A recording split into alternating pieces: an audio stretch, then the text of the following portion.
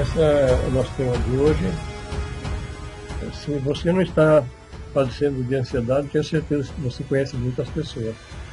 Quer seja na família, quer seja pacientes, clientes, porque nós vamos entender um pouquinho melhor o que está acontecendo em termos de ansiedade.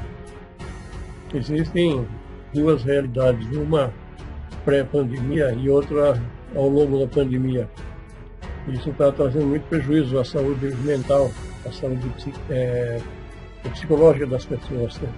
A gente vai passar alguns detalhes sobre isso, mas antes de falar sobre o que está acontecendo, né, a gente vai dar uma introdução do que é a ansiedade, depois os tipos de ansiedade, que é a ansiedade aguda e a patológica, a ansiedade crônica. A Suzana vai entrar em mais detalhes. Na parte da epidemiologia da ansiedade, isso aqui não é um fenômeno só brasileiro, isso é um fenômeno mundial e os estudos estão mostrando vamos chamar assim, um desgoverno emocional muito grande. Nos Estados Unidos, agora em maio, junho, foi feito um trabalho de pesquisa demonstrando que essa prática de fazer lockdown, fazer não sair de casa, essas coisas, está gerando muito problema nas famílias. As crianças não conseguem conviver com os pais e vice-versa. Os pais não conseguem conviver com as crianças. Porque existe uma expectativa da criança e uma expectativa dos pais. E elas não são iguais. O pai tem que trabalhar, tem que fazer várias coisas, enquanto que a criança quer brincar, quer atenção.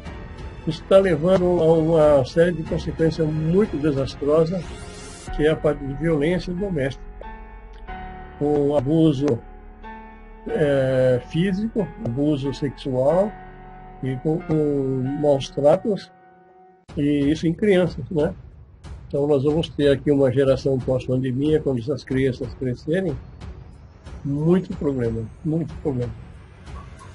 Ansiedade, pandemia, então aqui nós vamos falar o que está sendo discutido agora durante essa época de pandemia. Nós vamos passar rapidamente pela neurobiologia da ansiedade. Ela é muito parecida com a neurobiologia do estresse, que em última análise é um mecanismo muito parecido. A gente muda de nome só, mas o mecanismo é muito semelhante. Depois é a ansiedade na educação. A Silvana atende várias crianças em idade escolar, 6, 7, 8 anos, e a situação está muito grave. E ela vai poder contar um pouco mais para vocês sobre o trabalho dela. Filhos de estresse é o tema desse filme desse vídeo. Na realidade é uma aula que nós tivemos. Nós estamos inaugurando a nossa plataforma EAD e nós já colocamos 3 vídeos na plataforma EAD. Uma delas é filho de estresse. E esse filho de estresse nós vamos estar, para quem tiver interesse em entrar em contato com a gente, lá com o pessoal de Camila, lá com a Daiane e a Adriana, a gente vai disponibilizar para que a pessoa possa assistir e ver a importância do estresse na vida das crianças. A Silvana vai dar mais uma pincelada aqui, mas o assunto é muito grave, a gente não tem ideia da gravidade que é. Muitas mulheres que passam por estresse excessivo ao longo da gestação, os filhos nascem já com uma série de transtornos ou tendência a uma série de transtornos, e se eles não forem bem cuidados no início da vida, há um prejuízo enorme para a vida toda. Isso vocês vão ver no filminho, se vocês se interessarem, no curso. Tá? Depois nós vamos falar rapidamente sobre algumas terapias não medicamentosas. A gente trouxe esse tema porque a gente sabe que tem muito medicamento que é necessário, a farmacologia está comprovada que é necessário, mas se a gente puder evitar, melhor. Então, nós estamos trazendo alguma coisa sobre mindfulness, a Silvana vai falar sobre isso. Eu trouxe 1 ou 2 exemplos sobre fitoterapia, que é possível a gente ter uma redução de ansiedade usando fitoterápicos. Um outro exemplo, florais de bar, tem aquele Rescue. O Rescue é um dos florais de bar muito importante, muito interessante, embora eu não traga ele na apresentação, mas as pessoas que trabalham com florais de bar conhecem muito bem as propriedades do Rescue. E nós vamos dar uma passadinha rápida no Cardemotion, de ansiedade. As pessoas que já fizeram o nosso curso de biofeedback, o Cardemotion, então eles já viram em detalhes, com profundidade. São 9 horas de curso, mais 3 horas de supervisão, total de 12 horas. Então, eles já têm muita informação. E muitos de vocês já são nossos alunos. Então, a gente vai passar um pouquinho mais rapidamente pelo tema do Cardemotion. Silvana.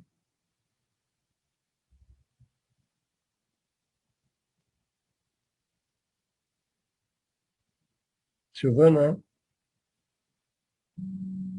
Não, eu já comecei a falar, eu só não liguei o microfone. Tudo bem. Vamos lá. A ansiedade é uma emoção que faz parte e é importante para a nossa sobrevivência. Ela passa a ser um problema quando ela é tão intensa que passa a atrapalhar o dia a dia da pessoa, quando ela passa a não funcionar bem ou quando passa a gerar um sofrimento. Então, essa é uma frase de Cynthia Fujikawa, e nós vamos explorar melhor essa ansiedade do ponto de vista do DSM-5, tá? Nós temos 2 referenciais de análise das patologias e das doenças, que é o CID, que é um Código Internacional de Doenças, e temos o DSM-5, que refere-se às doenças mentais. Então, nós vamos se basear aqui no DSM-5, ok? Vamos lá. Sintomas de ansiedade. Esse eu vou deixar com o doutor Marco. Isso aí é muito Pode interessante. Passar, doutor. Esse termo Catastrofização. Catastrofização. Então, a pessoa vê perigo em tudo. Então, ela tem certeza absoluta que o avião dela vai cair, tem certeza absoluta que tem alguém na fila do banco que vai assaltar. Então, tudo que ela faz tende ao perigo, à catástrofe. Essa pessoa sofre muito. E por que acontece isso, né?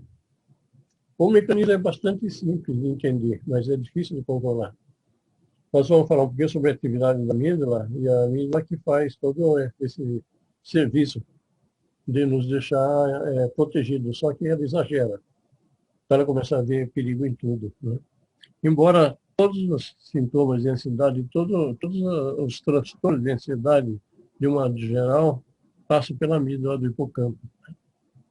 E aqui é a mesma coisa, a pessoa tem o apetite desregulado, é bulimia, é fissura, ela come demais, come emocionalmente, come sem fome, são sintomas de ansiedade também. Insônia. Então, não é a pessoa insone, ela tem o sono desregulado. Tanto faz ser no início do sono, durante o sono, ou no final do sono, ou ela acorda muitas vezes, ou ela levanta sem sensação de ter descansado. Isso é muito, muito importante a gente atentar para esse fato, porque conforme a pessoa vai convivendo com a insônia, existe a possibilidade de ter um descontrole do sistema nervoso autônomo, consequentemente um descontrole da pressão arterial e um descontrole do batimento cardíaco. Tem pessoas que têm a apneia obstrutiva do sono, que não é um sintoma de ansiedade, mas é um bloqueio físico, né, fisiológico, em que bloqueia a glote da pessoa. E ela, então, começa a reduzir a saturação, Quando chega a saturação por volta de 85, talvez menos, ela acorda assustado, e o coração disparado, e ela acha que tem pesadelo. Bom, enfim, o que acontece é que o nosso sistema nervoso vai se adaptando a um estado catastrófico, né, de funcionamento. E aí, de repente, a pessoa está tranquila e tem um problema cardíaco muito intenso e pode morrer, né, imediatamente. Né? E, então, essas alterações do sono, que não seja bloqueio mecânico, mas por problemas de alteração pela ansiedade também tem que ser tratado. É muito sério isso, né? Muito sério. Tem pessoas que não têm a dimensão da seriedade que é a insônia. Enfim, continuando, dores no corpo. Então, a pessoa fica com muita tensão muscular, e essa tensão, conforme ela vai se instalando, ela vai formando pontos, gatilhos, pontos de tensão mesmo, que pode prejudicar uma série de atividades nossas, principalmente dor no trapézio, dor no pescoço, dor nas costas, lombalgia. Isso pode ser as dores no corpo das tensões musculares de fundo psicológico, que são as dores psicogênicas, são difíceis de tratar, a não ser que seja por um processo terapêutico muito importante, em que você vai lá no início entender o que aconteceu com ela. Tá? E se a gente entende um pouco melhor sobre a fibromialgia estaria nesse circuito. A fibromialgia começa com uma pessoa que ela é muito crítica, extremamente crítica, crítica para si e crítica para os outros. E ela começa a ficar estressada com a relação em casa com as pessoas, porque as pessoas não têm o mesmo nível de criticidade dela, mesmo nível de perfeccionismo dela. Então, ela começa a ficar muito estressada, do estresse em ansiedade, ela fica muito ansiosa, depois ela cai em depressão. E aí se instala uma série de dores de pontos gatilhos no corpo, isso fica retroalimentando, porque as dores não deixam ela dormir direito, então fica num ciclo destrutivo. E a ansiedade faz parte desse ciclo. Fobia social, então tem muitas pessoas que estão numa empresa, tem que falar com a diretoria, tem que se expor numa entrevista ou num treinamento, ele não consegue se relacionar. E a gente tem visto, tanto no curso de hipnose, nós temos alguns gráficos mostrando como a pessoa se trava diante de certas provocações, né? E um deles é medo de falar em público. Então, quando a gente começa a falar que o medo é um dos transtornos de ansiedade também, né? Preocupações excessivas, principalmente ligado à catastrofização.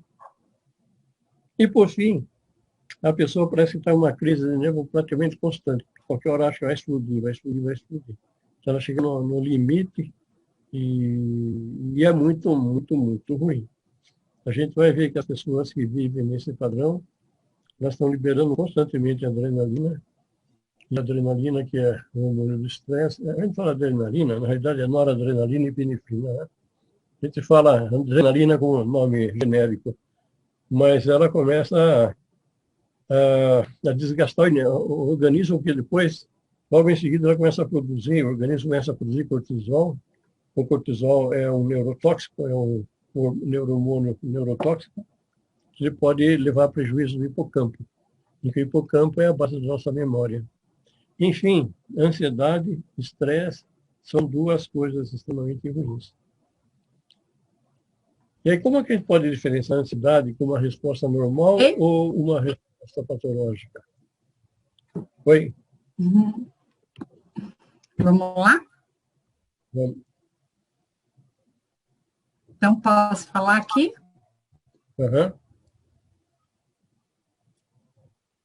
Então, vamos lá. Pode Antes falar. de começar numa linguagem formal do DSM, espera aí. Estão me escutando? Sim. Então, tá. Então, antes de começarmos com uma linguagem formal do DSM, eu gostaria de conversar com vocês e bater um papinho rápido sobre essa tal ansiedade, né? Porque a ansiedade, ela também é uma resposta natural muito frequente do nosso organismo, principalmente na sociedade que a gente vive, né? Devido às pressões diárias, o corre-corre, ao quais todos nós estamos sujeitos, né? Inclusive as nossas crianças. No entanto, essa resposta natural, ela parece passageira, transitória no nosso corpo. Ela não fica, ela não perdura para o dia seguinte. Mas, se se ela se prolongar, se ela persistir, aí sim ela pode se tornar um problema, porque aí essa ansiedade é a ansiedade a qual o doutor Marcos se referiu, trazendo muitas consequências. Além da gente observar, como ele disse no diagnóstico, nós podemos ter isso também como consequência de um quadro de ansiedade que virou à noite, eu estou ansioso, eu não consigo dormir, eu não me alimento direito, e repetidamente, várias vezes, isso, aí sim, persistentemente, a gente pode ter essa ansiedade já como um transtorno. Mas o DSM-5 vai explicar quando que a gente pode exatamente considerar isso como um transtorno, né? Que merece toda a atenção de um médico, de um especialista. Por quê? Porque a ansiedade, atualmente, é um dos principais motivos de consulta médica. E, diante desse problema, que a gente faz essa pergunta, que é importante a gente se perguntar como que a gente pode diferenciar essa ansiedade como uma resposta normal ou uma ansiedade patológica. Aí sim nós vamos ouvir a voz dos médicos. Então, baseando-se no Manual Diagnóstico Estatístico de Transtornos Mentais, né, que é o que nós temos de referencial seguro. Pode passar, doutor.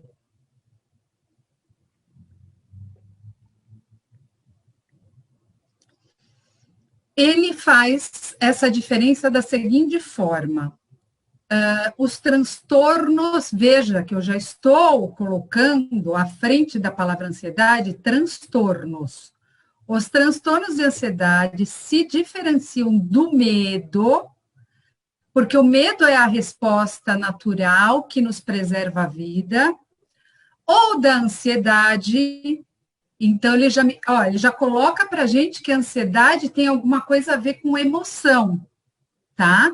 Então, esse transtorno de ansiedade, ele se diferencia da ansiedade, porque a ansiedade é um medo adaptativo.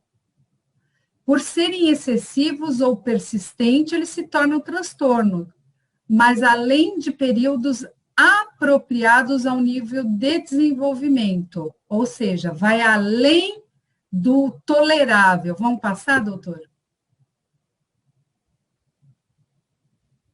Doutor? Oi, eu já passei. Pois não. Tá. Tá vendo aí? Eles diferenciam. Oi? Sim, eles diferem do medo ou da ansiedade provisória com frequência induzidos por estresse, por serem persistentes. Então, veja que o estresse aparece com a persistência dessa ansiedade. Eu já começo a ter um estado de metabolismo mais alvoroçado, né?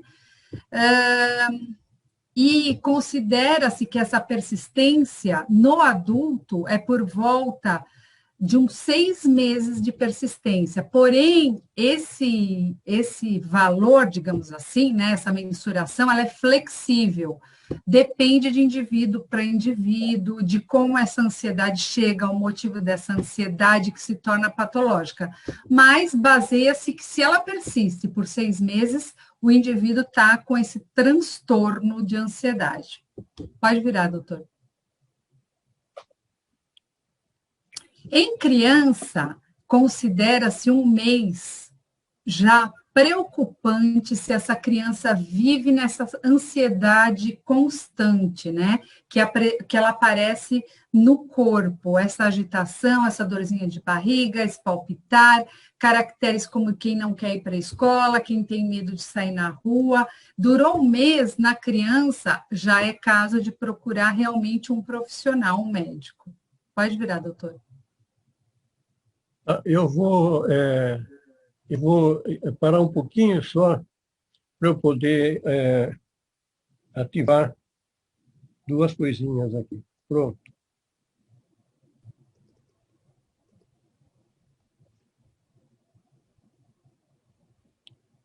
Ok? nós estamos com uma frase onde eles encontram esse referencial. Isso. Ah, não. Pronto, então. Tá. A imagem ficou um pouquinho borrada aqui para mim, mas só para avisar, tá? Os transtornos de ansiedade incluem transtornos que compartilham características de medo e ansiedade excessiva. Aí, esse medo e essa ansiedade excessiva refletem em perturbações no comportamento. Pode deixar todo o texto, tá, doutora? Eu prefiro. Obrigada. Medo. O que seria esse medo? Esse medo é uma resposta emocional de uma ameaça. Eu sinto precaução, eu sinto medo diante de alguma coisa que invade o meu referencial seguro. E aí, digamos assim, enquanto ansiedade é antecipação de uma ameaça futura, né? Então, esse medo, ele é real, ele é percebido, né? Eu estou num ambiente onde eu posso ser assaltada. Eu entrei num território onde pode aparecer um animal. Então, o medo, ele se refere a essa ameaça percebida, enquanto a ansiedade é uma antecipação, que pode ser real ou pode ser imaginária. É uma ameaça futura. Eu projeto perigo. Vamos lá? Isso tudo segundo o DSM, tá? Esses dois estados, eles se sobrepõem. Eles aparecem sobrepostos. Mas, mesmo assim, eles se diferenciam. Por quê? Porque o medo, associado a períodos de excitabilidade autonômica aumentada. Então, o medo me deixa com aquele sudorese constante, palpitação no coração, é a excitabilidade do meu sistema nervoso autônomo, né? Que ele é necessário, é o que me avisa para fugir diante do perigo ou me esquivar. Alguma providência eu tenho que tomar, então é para minha sobrevivência. Eu tenho pensamentos de perigo imediato e comportamentos de fuga. Na ansiedade, ela vem associada mais a uma tensão muscular e eu estou sempre atento. Aquela amígdala a qual o doutor Marcos se referiu, que é a amígdala cerebral, para aquelas profissões que não estão habituadas com o estudo do cérebro, é uma amígdala cerebral. Ela é o nosso radar, ela está constantemente conectada e ligada para nos avisar do perigo. E essa ansiedade, ela traz esse estado de vigilância, ela deixa essa amígdala o tempo todo em vigilância, e isso causa uma tensão muscular, porque é uma preparação para esse perigo futuro que está para acontecer. E comportamentos de cautela. Eu estou cauteloso, eu estou na esquiva. Vamos lá, doutor?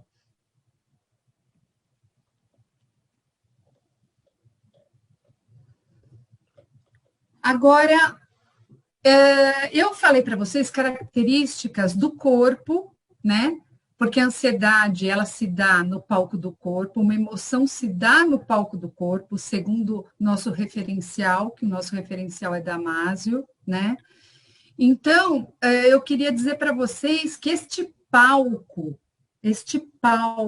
quando recebe uma gestação, agora eu estou falando da grávida, nós temos uma ligação direta com o feto pela barreira hematoencefálica.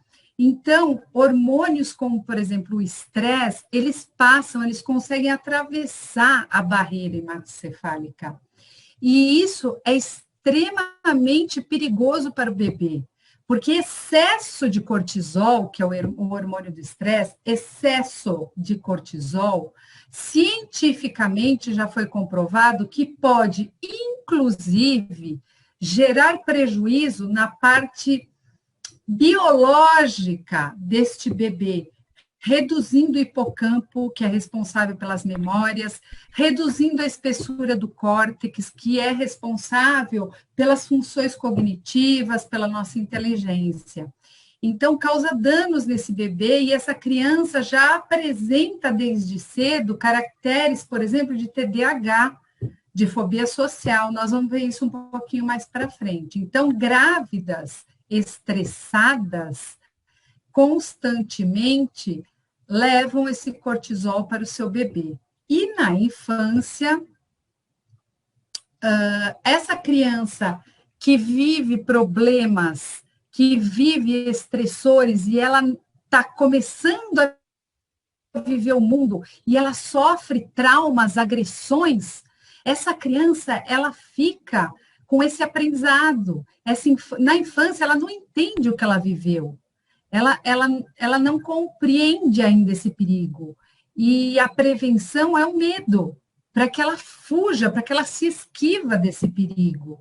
E isso fica gravado nesse aparato psíquico. E a ansiedade aparece. E a ansiedade se perpetua.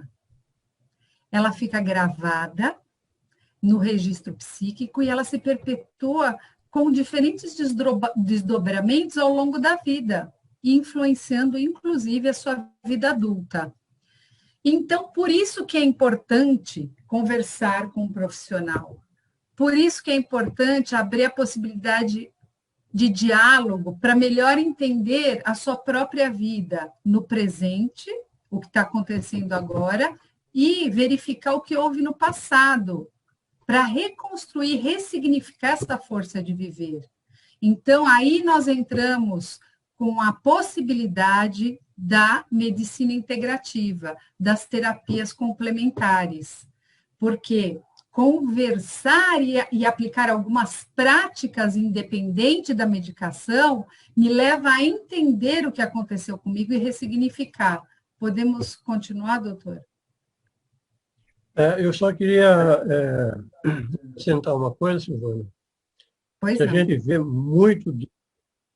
gente vê muito disso em crianças, quando elas vêm aqui para a clínica, ou mesmo os adultos.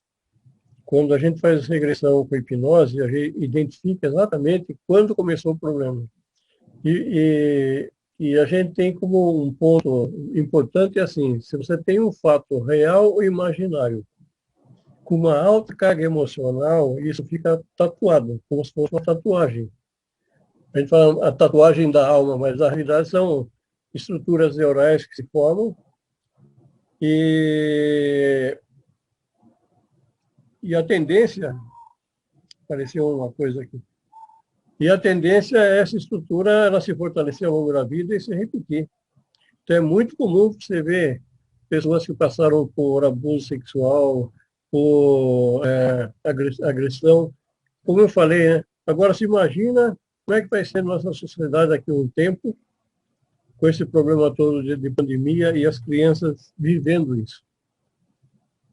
A mídia passando todo esse registro dia após dia, e os pais, no intuito de proteger, causando um clima, obviamente não proposital, de pânico.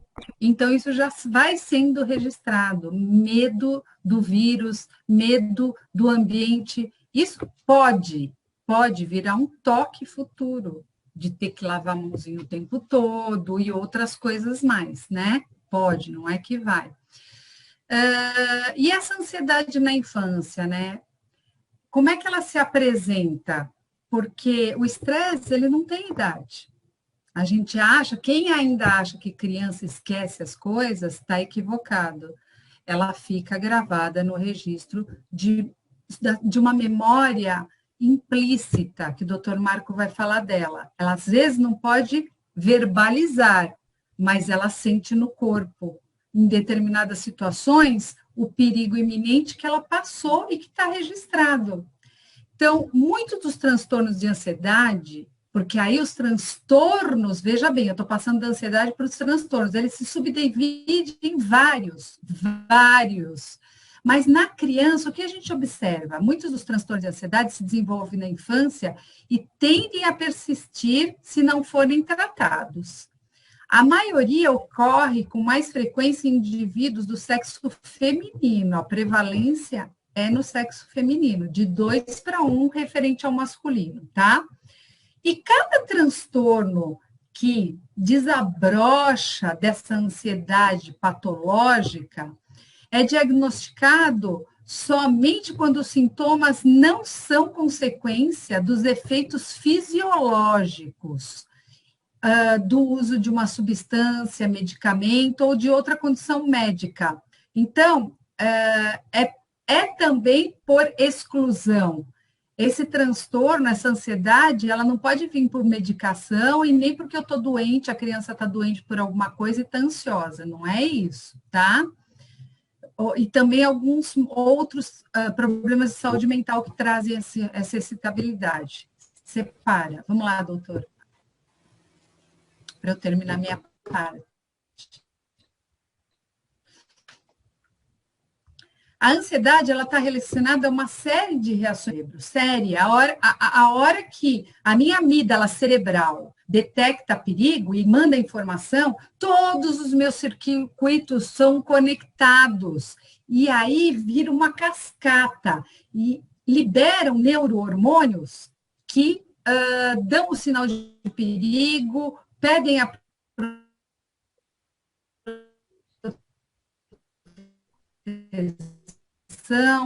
e aí o hipocampo e a amígdala da ansiedade, me referindo à ansiedade crônica. Aí o que acontece? O hipocampo é responsável pelo quê?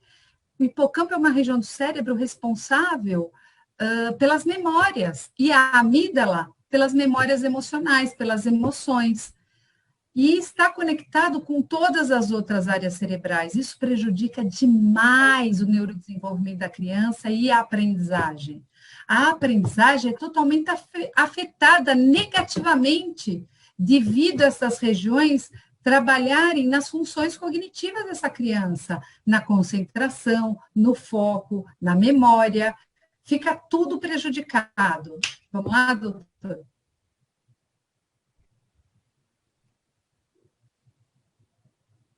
Doutor? Oi, já passei. Não virou. Não? Travou. Acho que você estava falando, começou a travar um pouco. E agora apareceu? Não. Não, eu vou compartilhar de novo. E agora? Não. Não Para nós apareceu. aparece. Não está aparecendo o PowerPoint. Oi? Não compartilhou. Aqui na nossa tela está aparecendo. Então, o problema é no meu. Está aparecendo. Então, doutor, faz o seguinte, pode dar continuidade que o problema está aqui no meu. Tá. Então, aqui nós temos as estruturas do cérebro. Eu vou falar somente algumas estruturas para fazer sentido.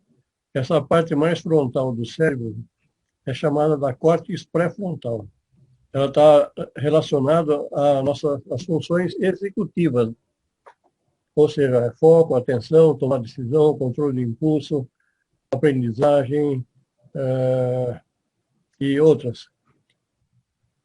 E logo abaixo, no nível mais abaixo, tem aqui o hipocampo e aqui tem a amígdala. A amígdala fica imediatamente na frente do hipocampo.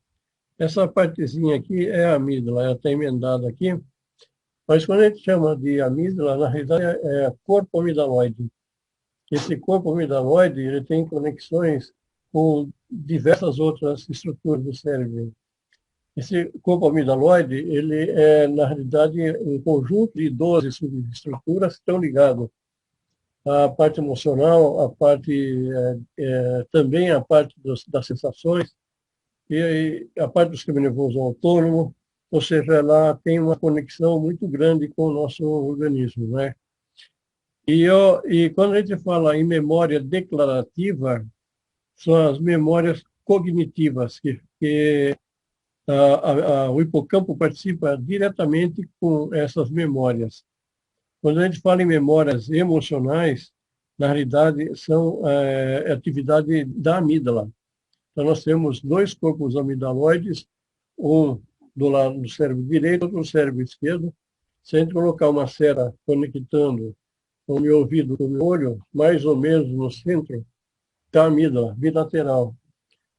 Isso a gente traz no curso de neurociência com mais detalhes, então tem que passar um pouco rápido por esse conceito. Mas, de qualquer forma, é muito importante entender tudo isso, isso é a base de tudo, né? Bom, eu vou continuar agora que eu passei para o meu pessoal aqui, tá? Mas o doutor continua virando, eu aviso, tá? Pode ser? Pode. Então, vamos lá. Você tá... Pronto. Bom, a ansiedade na educação. Quando eu falo de educação, pessoas, eu falo de crianças, mas eu falo também de jovens, adultos e idosos. Porque quando eu falo de educação, eu falo de uma adaptação ao meio, de uma resolução de problemas. Então, eu me refiro ao ser humano, ao neurodesenvolvimento como um todo. Então, fatores que podem ser causa da ansiedade na infância são o excesso de responsabilidade que nós submetemos essas crianças hoje com tantas atividades, rejeição por parte dos colegas causa muita ansiedade na criança, perda de algum ente querido na família, exigência acima do normal para um bom desempenho escolar, entre outros fatores. Para o DSM-5, o transtorno de ansiedade na educação, o principal transtorno de ansiedade que a gente vê na educação é o transtorno de ansiedade de separação. É o mais prevalente em criança com menos de 12 anos. Esse transtorno ele pode levar até a recusa da criança ir para a escola, o que, por sua vez, pode ocasionar dificuldades acadêmicas e isolamento social. A coisa vai se agravando. Esse transtorno de ansiedade de separação, ele foi inclusive associado à ideação suicida na infância e tentativas de suicídio na infância. Esse transtorno de ansiedade na educação pelo DSM-5, ele aparece também na conduta, como transtorno de conduta, ele desmembra. E em relação à escola, esse transtorno ele traz uma esquiva da escola, uma evasão, né? É comum nesse transtorno, e veja bem, quando ele sai da escola e vai para outro lugar, e fica em outro lugar. Não é que ele não quer ir para a escola, é um pouco diferente, ele vai, mas ele se esquiva. Que é diferente do transtorno de ansiedade social, que é uma recusa de ir para a escola, pode ser devido ao transtorno de ansiedade que já está migrando para uma fobia social. Então, veja, está havendo desdobramentos dessa ansiedade. Nesse caso, a esquiva da escola se deve do medo de ser julgado negativamente pelos outros e não a preocupações relativas a ser separado da figura de apego. Ele já começa a migrar e desmembrar. Temos também, numa proporção de menos de 1%, mais alguns casos de mutismo seletivo. O início deste problema do mutismo seletivo é habitualmente antes dos 5 anos de idade. Particularmente aparece em indivíduos com transtorno de ansiedade social. A criança com mutismo seletivo se recusa a falar na escola. E isso é um complicativo, porque o professor, o educador, não sabe mensurar o que essa criança está aprendendo, porque ela não se expõe. E ainda há outros problemas, essa criança não pede para ir ao banheiro, essa criança acaba sofrendo bullying dos amigos, porque ela é uma criança esquisita, e aí vai gerando outros e outros problemas. Bom, aí é com o doutor. Pandemia é com o doutor.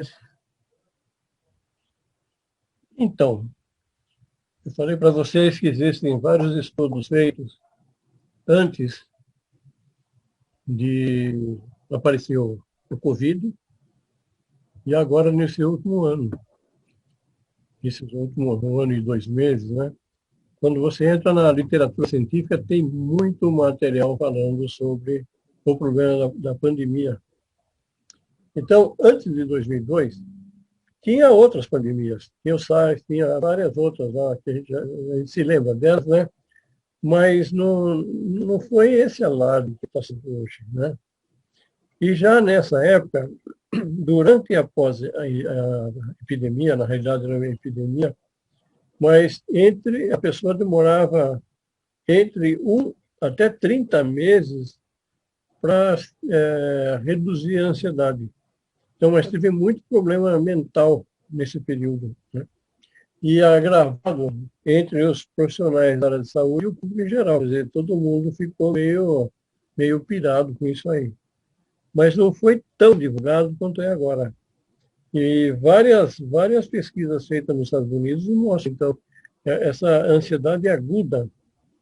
Essa ansiedade aguda é muito importante. Isso eu falei para vocês que tanto faz, existe um evento que pode ser um evento real ou imaginário, mas quando ele é colocado com muita emoção, ele fica como uma cicatriz da alma. Vamos chamar assim cicatriz da alma, mas na realidade o que são?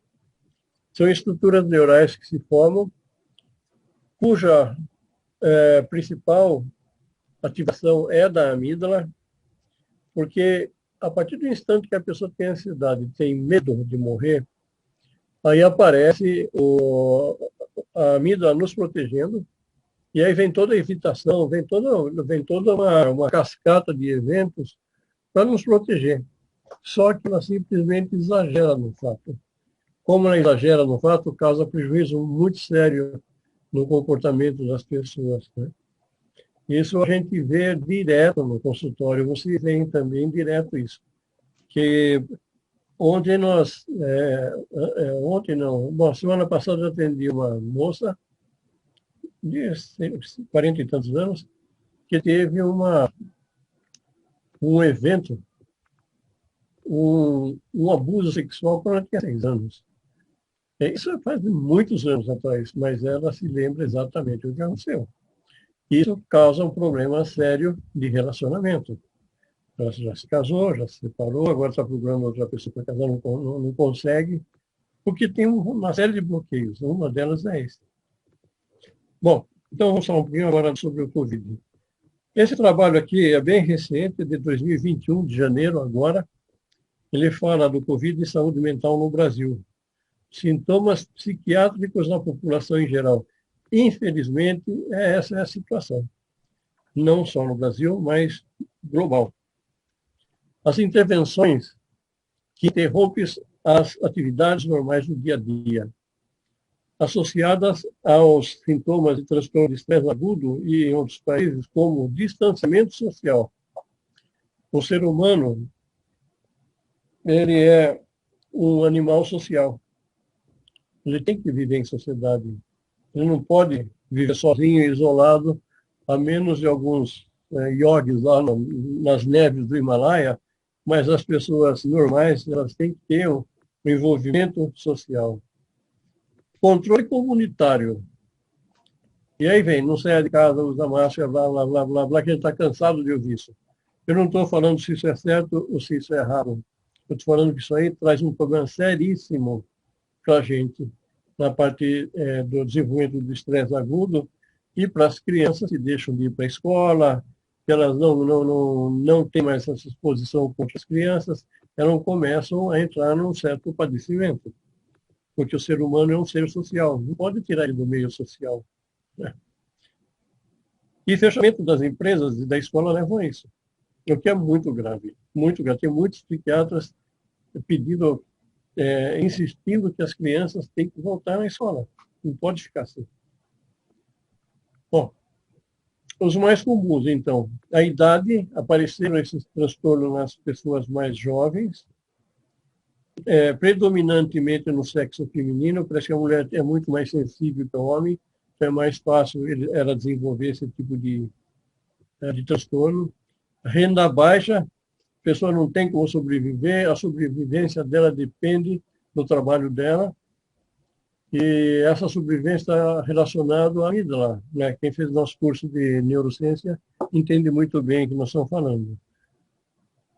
Menor escolaridade, então as pessoas que têm menor escolaridade, eventualmente elas têm menos informações, consequentemente elas não conseguem discernir muito bem o que está acontecendo. E o que ela usa de informação é o que ela vê na televisão, e nem sempre o que nos mostram é a verdade, né? E aí a pessoa, então, desenvolve esses problemas psíquicos. E quanto maior o período de distanciamento social, pior fica a situação. E aparece... e as pessoas já têm um histórico de doença psiquiátrica anterior, elas aumentam a gravidade de seus transtornos. E quais são as principais perturbações emocionais que ocorrem durante a quarentena? Depressão, estresse, baixo humor, irritabilidade, insônia. Olha só, estresse pós-traumático. Olha que coisa absurda. Que coisa absurda. A pessoa desenvolver estresse pós-traumático. É muito sério isso.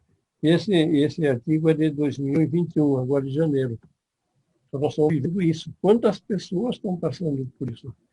E depois, para você eliminar essa situação. Por quê? Porque morreu um parente, morreu um amigo, morreu um conhecido, morreu não sei o quê, e o próximo pode ser eu, e sei lá, e o negócio não vai bem, não vai bem. Bom, da amostra que foi avaliada, foram 14 mil e tantas pessoas, 81% apresentou ansiedade, olha só, quase 82%. Ou seja, um índice muito alto. Depressão, 68%, raiva, 64%, sintomas somáticos. Aí vem os problemas de dor no estômago, tensão muscular e outros problemas associados, né? Problemas do sono, que nós vimos a importância já do sono.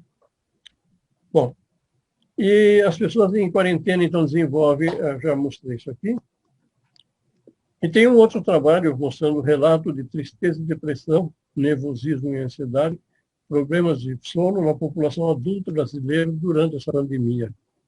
Esse aqui também é recente, já aparece aqui, é de 2020. E aqui foram mostrados mais pessoas, 45 mil pessoas, 40% se sentiram frequentemente triste ou deprimido. É muita gente, é muita gente. 52% frequentemente ansiosos ou nervosos, 43% relatam início de problema de sono, 48% problema de sono pré-existente e agravado. Então já tinha problema de sono, só agravou. Esse 43% na linha de baixo. Então a gente vê que é muito intenso o que está acontecendo com a gente. Tristeza, nervosismo frequente, alteração de sono, e estiveram mais presentes em jovens adultos, mulheres e pessoas com antecedência de depressão. Conclusão. As elevadas prevalências encontradas indicam a necessidade de garantir a provisão de serviços de atenção à saúde mental e à qualidade do sono.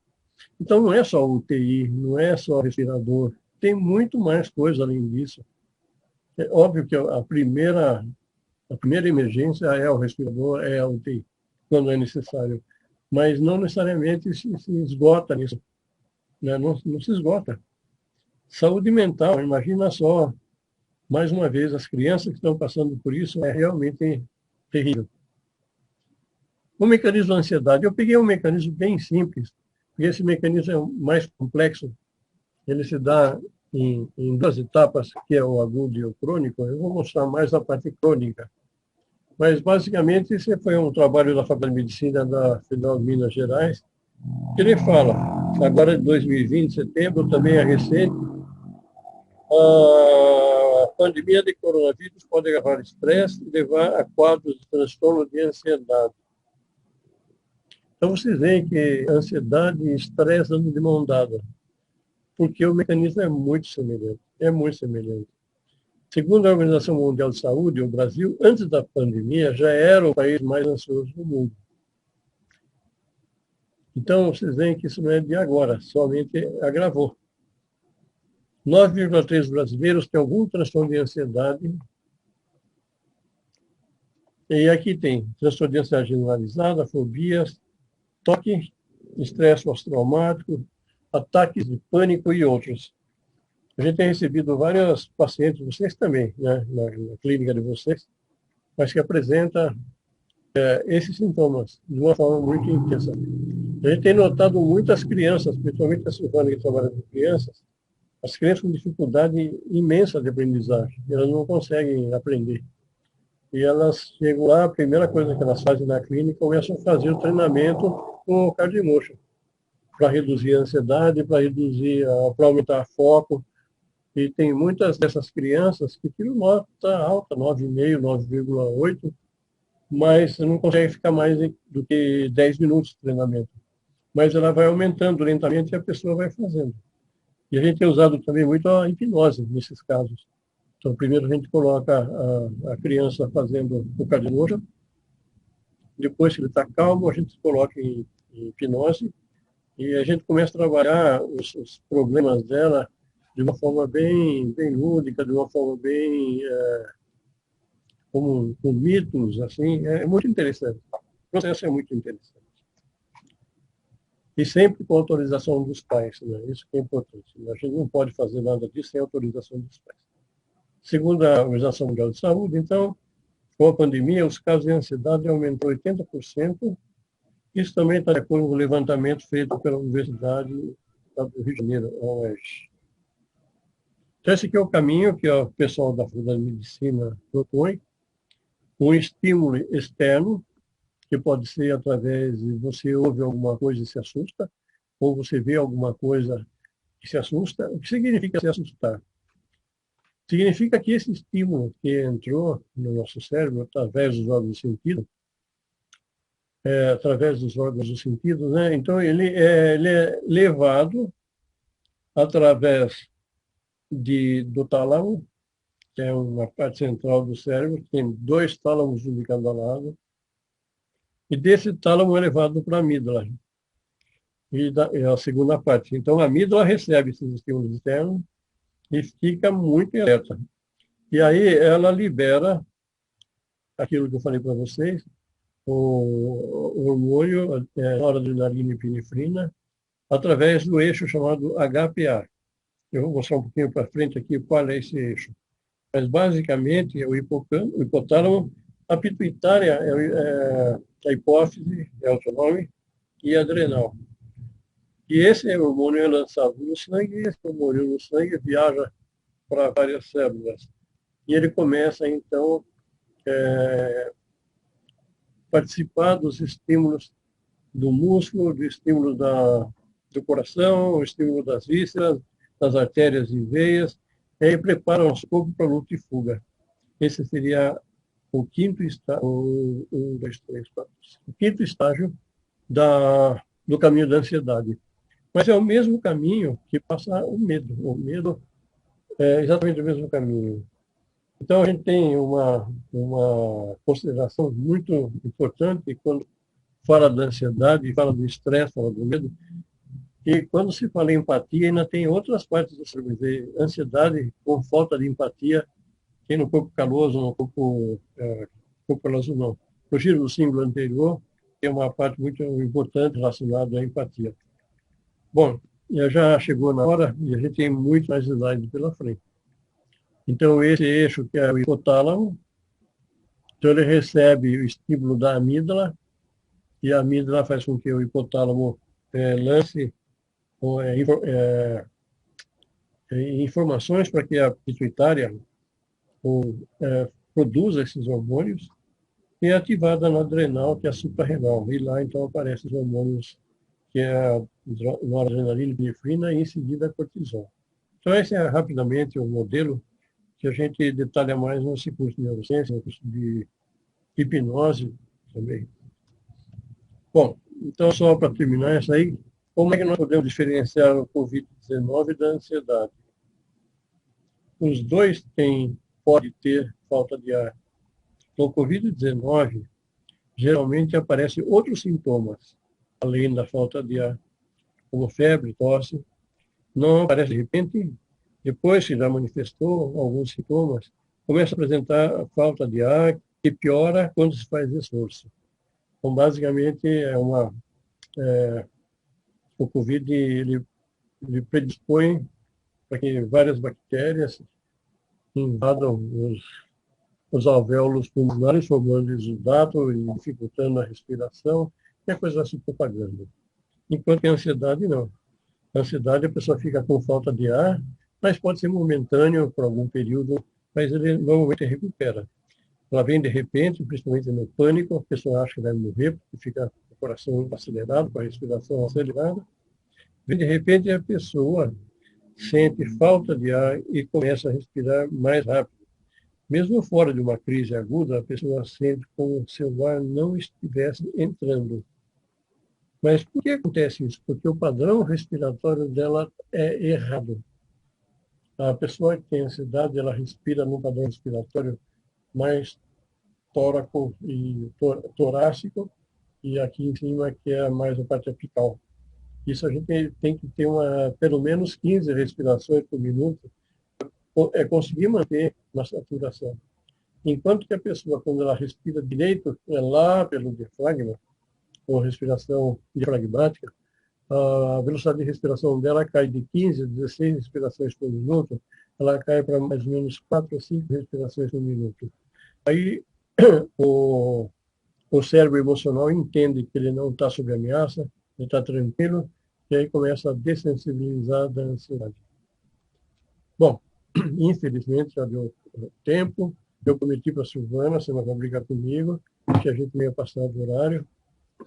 Então, a gente vai deixar em 5 minutos para perguntas e respostas. E, eventualmente, vocês tiverem interesse, a gente pode continuar numa próxima live, porque esse assunto não tem limite. Tá bom? Então, eu vou... Opa!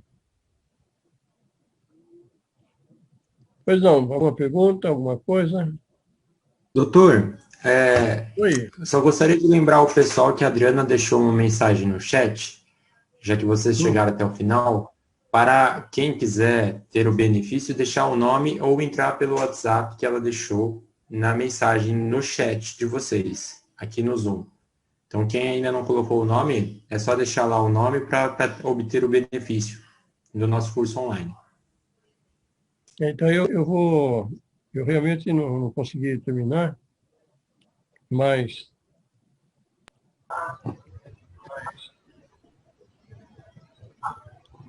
então, nossos próximos eventos, amanhã começa o curso de hipnose clínica, são 5 dias,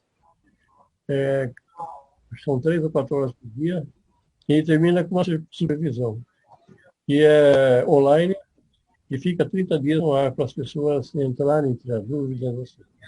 Nós vamos ter um live com a Isabela Camargo. Essa Isabela Camargo, ela é uma jornalista que trabalhava na Globo.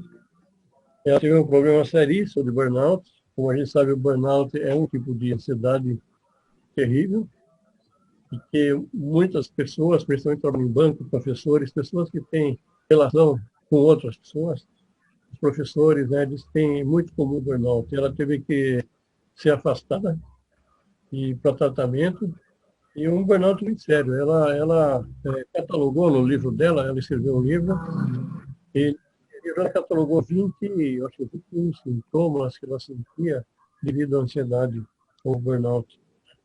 Agora ela voltou, ela acho que trabalhou também na Globo e vários meios de comunicação importantes.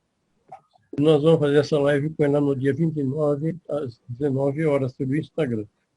Quem está coordenando isso é o Flávio e as meninas. Tem o nosso curso de neurociência da molécula do comportamento, em que a gente passa por todas as bases da neurociência, dos neurônios, das conexões orais, da importância da glia. Muitas pessoas nem sabem que existe glia no cérebro, sendo que ela tem 9 vezes mais glia do que neurônio. Elas têm neurotransmissores próprios, elas são extremamente importantes na manutenção do ambiente saudável para que os neurônios funcionem. Ele passa por potencial de ação, passa por toda a parte de estimulação elétrica do cérebro, o potencial excitatório e inibitório, até passa por essa parte do hipocampo, memória explícita, memória implícita, ou seja, é um curso bastante interessante. E agora esse sim, esse é o filho do estresse. Se as pessoas entrarem em contato, aí podem acessar o curso grátis, porque é um lançamento da nossa plataforma EAD, que nós estamos lançando agora. E quem tem interesse é só contactar o pessoal aí. Acho que esses eram os recados dos nossos patrocinadores. Pronto.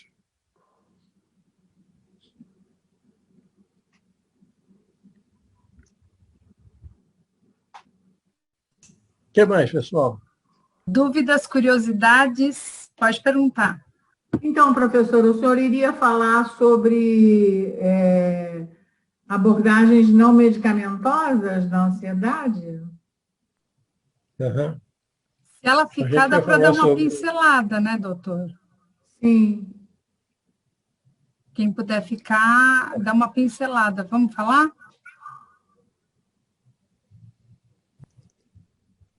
O que a Silvana não pede sorrindo que não faço chorando? Bom, a gente trouxe alguns métodos aqui, que é a meditação mindfulness, que é a especialidade da Silvana.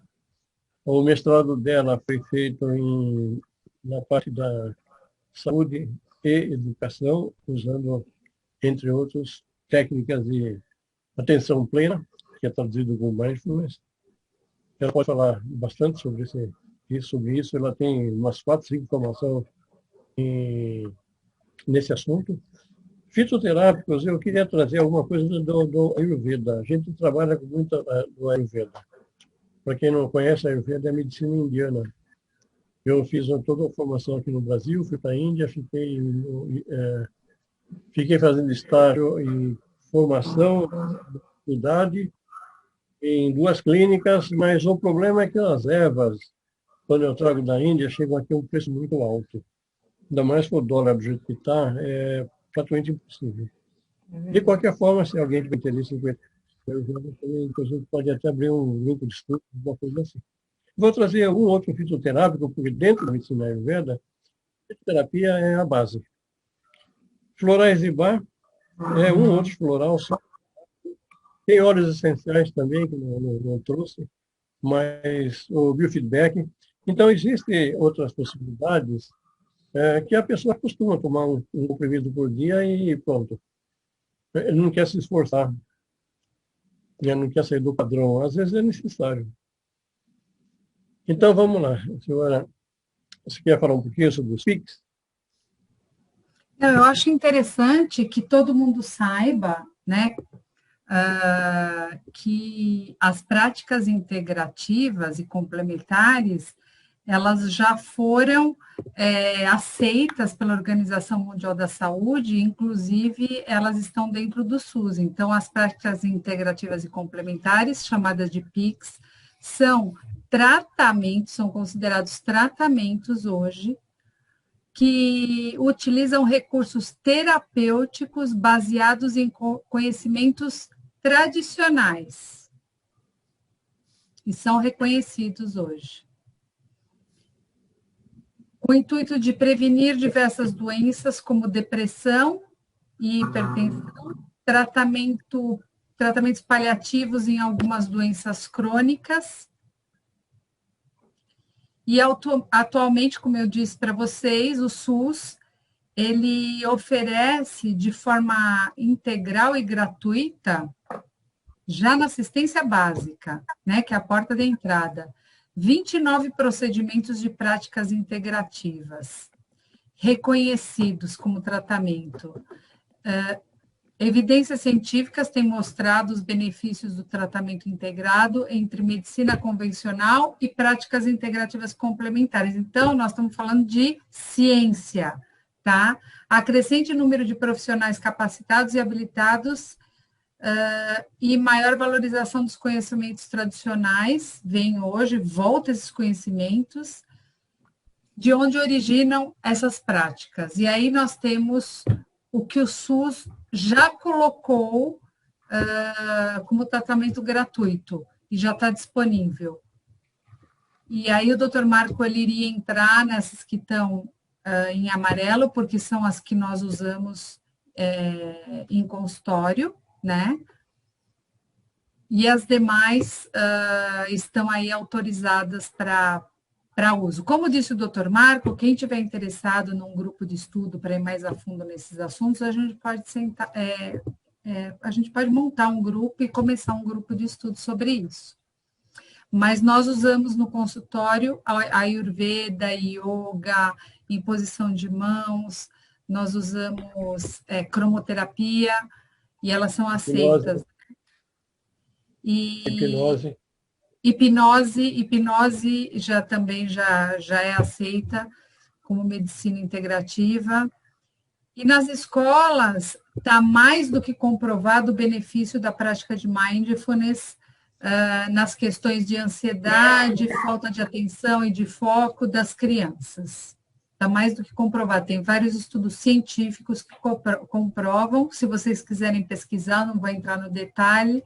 Sara Lazar é uma dessas cientistas que trouxe comprovações que a meditação mindfulness, ela muda, inclusive, a estrutura do cérebro. Meditadores assíduos têm essa possibilidade de mudar a estrutura do cérebro, e aquela assinatura que o Dr. Marco falou, cerebral, a gente pode criar novas rotas neurais com persistência, inclusive o biofeedback faz isso, porque o biofeedback, ele se aproxima, ele é pareado com as práticas de mindfulness, com a diferença que a prática de mindfulness, ela perpassa por um estado de coerência cardíaca, enquanto o biofeedback mantém o indivíduo nesse estado de coerência, que é numa frequência muito precisa, que a gente só consegue garantir se tiver a mediação de uma ferramenta com o compasso correto para que a gente se mantenha, né? No mindfulness, a gente tem o benefício do relaxamento, e o que acontece aqui? Com o mindfulness, foram feitos estudos por essa Sara Lazar, que com a prática assídua, há menos perda da massa cinzenta responsável pelas funções cognitivas no córtex pré-frontal. Então, é um benefício, inclusive, na nossa fase de neurodesenvolvimento, que eu tenho estudado neurodesenvolvimento na idade madura, né, na velhice, a gente consegue manter, reduzir o processo de aceleração das perdas cognitivas através da prática de mindfulness, atenção consciente. Também observou-se Pode explicar essa da amígdala, doutor? E a outra que vai aparecer daquele outro gráfico? Então, aqui aparece em amarelo a amígdala, e do lado da amígdala o hipocampo. E ele mostra, então, que durante a prática, que esse é o Mindfulness-Based Stress Reduction, a redução de estresse baseada no Mindfulness, uma prática de 8 semanas, em que a pessoa é guiada para fazer a meditação com especificidade para obter a regulação emocional. Então, o que acontece? Há um aumento no hipocampo direito, aliás, esquerdo, em relação ao controle. Então, quem faz esse tipo de prática é beneficiado. E quando você analisa, então, o comportamento da amígdala, a amígdala é a nossa querida, trabalha com estresse e ansiedade, assim vai, né? Então, aqui é o valor 0. Quando eu aumento o estresse, existe um aumento no tamanho da amígdala. Quando eu reduzo o estresse, eu reduzo o diâmetro da amígdala. Mostrando, então, que realmente a amígdala do hipocampo, ela é neuroplástica, ela pode tanto aumentar quanto diminuir, dependendo do tipo de ativação que você faça. Então, o Cardiomotion trabalha também nesse mesmo nível. É um condicionamento operante, em que a pessoa vai repetindo, e ela começa a normalizar essas funções. Na fitoterapia, eu trouxe a passiflora, que acho que todo mundo conhece a passiflora, mas é importante porque é um trabalho científico agora de 2020, né, acabou de sair do forno. Então, ele fala que é uma espécie de passiflora desse gênero, representa mais de 16 gêneros com 577 espécies. Então, ela é muito intensa. Aí embaixo da Silvana tem uma passiflora ali na fotografia, que é amplamente encontrado em regiões tropicais. E aqui no Brasil nós temos muita passiflora. E esses estudos mostram que há uma tranquilidade do indivíduo, tem baixa toxicidade em diferentes doses, pode se associar a outros fármacos sintéticos, mas ele reduz a ansiedade e garante melhor qualidade de vida. E a gente, isso é o xarope, o remedinho da vovó, que no fim está sendo estudado de uma forma mais científica e está chegando à conclusão que ele realmente funciona. Outra é a Valeriana officialis. Agora, eles fizeram controle de ansiedade em pessoas com HIV, inclusive, que é um estresse incrível, né? Imagino que será. Então, ele fala, a ansiedade, que é um importante achado tanto no HIV, no AIDS, como em outras condições neuropsiquiátricas, a incidência de efeitos colaterais com medicamentos adicionais. Normalmente, quando se toma alguns desses medicamentos adicionais, podem trazer efeitos colaterais, que não ocorrem com a passiflora. Né? Desculpa, a valeriana. E a valeriana, ela apresenta resultados positivos em pensamentos negativos, insônia, pesadelo, isolamento social. Então, ela tem ainda uma baixa muito importante para isso, né? Bom, e eles falam, nesse estudo, eles trazem uma revisão de 11 artigos científicos, e a conclusão é que essa planta pode ser uma estratégia alternativa ao tratamento da ansiedade, inclusive aos portadores de HIV. E a valeriana é muito comum a gente encontrar. Então, acho que a gente trouxe essas ervas para falar para vocês, ó, pessoal, tem alternativa. Vamos buscar essas alternativas. No floral de Bach, eu só trouxe um aqui, mas, de qualquer forma, ele fala que tem vários estudos mostrando a efetividade do floral de Bach quando utilizado por terapeutas, né? Teria grande efeito potencial positivo unido aos tratamentos psicoterápicos. Auxilia na harmonização da pessoa, no entendimento, melhor da construção pessoal. Eu queria falar muito daquela Haskell. Haskell é um dos florais mais conhecidos que tem, né? Eu vou falar rapidamente do biofeedback, que isso aqui é um curso de 12 horas. Quem não conhece, o biofeedback é um programa que nós desenvolvemos na USP em 2010, 2011, 2012, nessa época. Ou seja, está fazendo aí, brincando já 10 anos. E ele compõe de um programa de instalação, que pode ser por um DVD, mas pode ser também por um download. Tem muitos computadores modernos que não tem mais leitor de DVD. Portanto, faz o download do site. Tem um módulo USB que capta, ele tem aqui um sensor, aqui um segundo sensor. Esse sensor é colocado na orelha, esse é colocado no dedo, e eles são ligados nesse módulo. Esse módulo, então, transforma sinais analógicos em sinais digitais que o computador interpreta e vê como está a variabilidade da frequência cardíaca. E o que acontece? Nós temos, então, o que a gente chama de coerência cardíaca, um estado de equilíbrio entre o simpático e o parasimpático. E daí? E daí que você faz exercícios. Esse exercício envolve concentração, foco, respiração, emoções positivas, de modo que você equilibra o sistema nervoso e aparece na tela do computador uma sinalização verde. Quando a pessoa está com a sinalização verde, significa que ela está em equilíbrio. Mas ela pode se desequilibrar indo para o simpático ou desequilibrar indo para o simpático. O excesso de simpático não é legal, porque a pessoa está no estado de luto-fuga, e todos os transtornos de ansiedade levam a pessoa nesse estado aqui. Alguns casos de algum tipo de depressão também leva. E desse lado parasimpático, a pessoa não tem vontade de fazer nada, simplesmente ficar relaxada, perde o entusiasmo, perde a vontade de fazer as coisas. E tem algumas síndromes relacionadas ao excesso do parasimpático. Então, esse material, quem tem interesse, a gente explora muito no nosso curso sobre biofeedback. E aqui é um videozinho que a Silvana está com uma pessoa que tem Down, e ela consegue fazer o treinamento. Eu estou monitorando através de 2 programas diferentes, os 2 são CardioMotion. Esse da direita é um espectro de potência chamado, é o novo CardioMotion HRV, que vai ser lançado em breve. Mas aí dá para mostrar direitinho o que está acontecendo com a pessoa.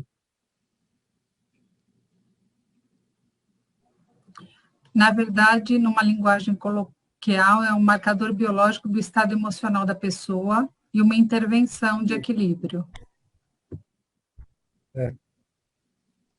Então, a gente vê aqui que ela está com 2 sensores, um em cada dedo, um aqui e outro... Bom, tem 2 fios aqui. Eu acho que está na orelha, mas mostra direitinho. E o que faz esse trabalho? Você tira a pessoa do estado de caos, que é um estado de batimento cardíaco completamente irregular, e leva a pessoa no estado de batimento cardíaco completamente irregular, que é chamada de coerência cardíaca.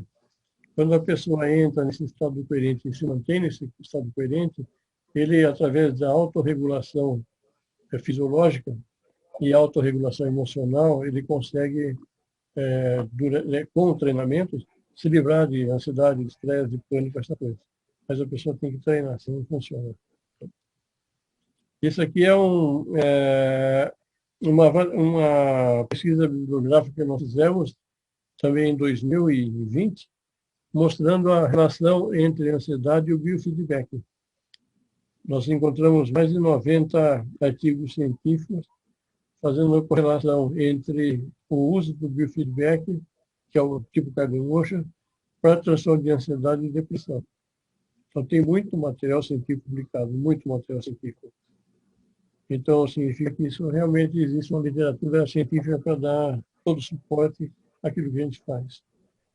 Esse que é um trabalho que nós produzimos e fizemos a publicação em 2014, numa revista de psicologia lá da Colômbia, que fala de ansiedade, asma, depressão, sempre usando um biofeedback tipo do CardioMotion. Fala de saúde mental, dor, desempenho no trabalho, vômito cíclico. E esse trabalho já está sendo referenciado em 59 artigos em diversas áreas. Desde aqui está estudos sociais, transversais, seccionais transversais, está na neurologia, na cardiologia, na psiquiatria. Ou seja, estamos aparecendo em diversas publicações internacionais. Isso é um motivo de muito orgulho para a gente. Então, eu já falei dos próximos eventos. E obrigado.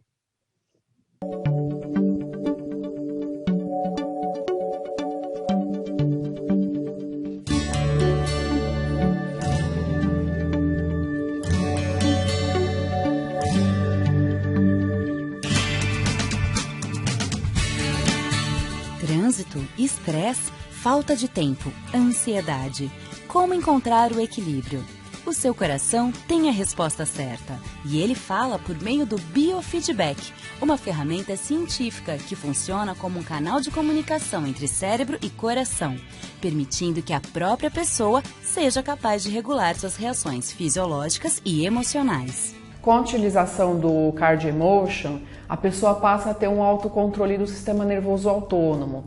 Isso, consequentemente, ela vai ter uma harmonia maior nos relacionamentos. O CardioMotion, ele colabora incrivelmente na capacidade que cada paciente tem de visualizar e sentir a recuperação, desde o início do tratamento até tudo que envolve o processo de tratamento e a finalização. Eu comecei a ter mais um equilíbrio emocional.